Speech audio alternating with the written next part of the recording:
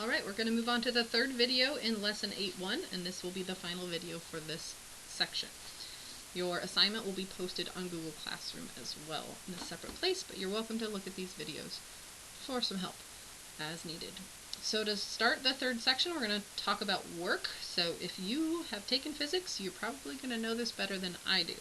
But we're going to apply it to using Riemann sums and integrals, just like in the last lesson. So when a body moves a distance along a straight line as a result of the action of a force of a constant magnitude, F, in the direction of motion, the work done by the force is work equals force times distance. This equation is the constant force formula for work. The units of work are force times distance. In the metric system, this would be the Newton meter or joule. In the US customary system, the most common unit is the foot-pound. So let's do an example. Oh, first we have to talk about Hooke's law. So Hooke's law is also related to this. This has to do with springs. Hooke's law for springs says that the force it takes to stretch or compress a spring, x units from its natural length, is a constant times x. In symbols, it's F equals x times k, where k is measured in force units per length. So it is a force constant. It's very similar to the work equation. Alright, here's our example. So it takes a force of 6 Newton meters to stretch a spring 2 meters beyond its natural length. How much work is done in stretching the spring 5 meters from its natural length? So we know how much it takes to get it 2 meters. How much more work is it going to take to get it 5 meters? If you pulled on a string, you probably noticed it's a little harder once you get it further from its resting place. So first of all, how much work is done? We're going to use Hooke's law for this because Hooke's law has to do with springs. So I'll get my little pen out here.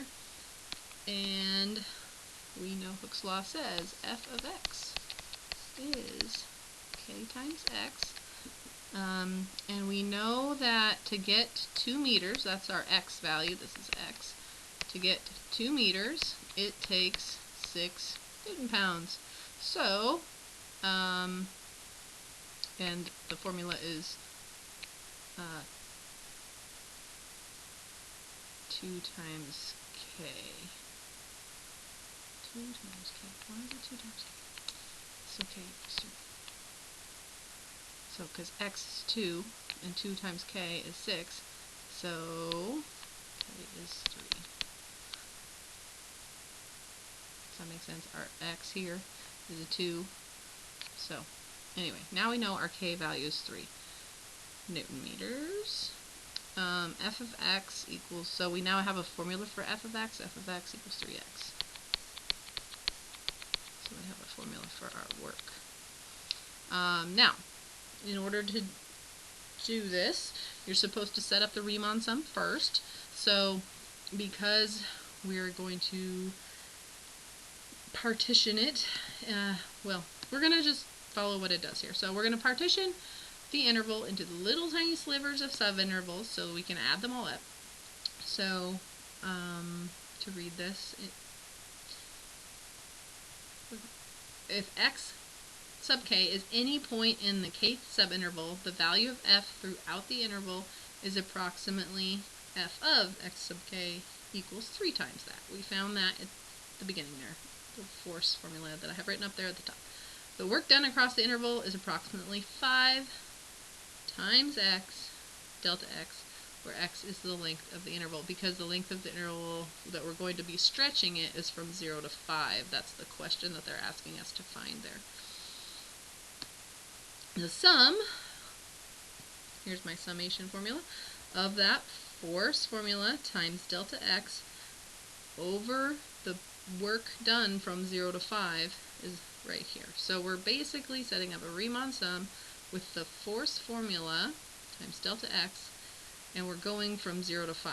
Now we can turn that into an integral and calculate it that way instead. So I'm going to cover this up and do the integral from 0 to 5, because that's how far we're going to stretch it, of 3x dx. And that's all we have to find. So since this one's so simple, we're not going to use a calculator, we're going to do it by hand. It's the antiderivative of 3x. It would be 3/2 x squared, because when I take the derivative of that, the 2's will cancel. I need to evaluate that from 0 to 5. So when I plug it in my calculator, plug in a 5, squared is 25 times 3 is 75 over 2, minus 0, so 75 over 2 Newton meters is my answer. That's how much work will be done to stretch the spring 5 meters from its natural length. You can leave it as 75 over 2 because this probably wouldn't be a calculator type problem. And that concludes lesson 8.1.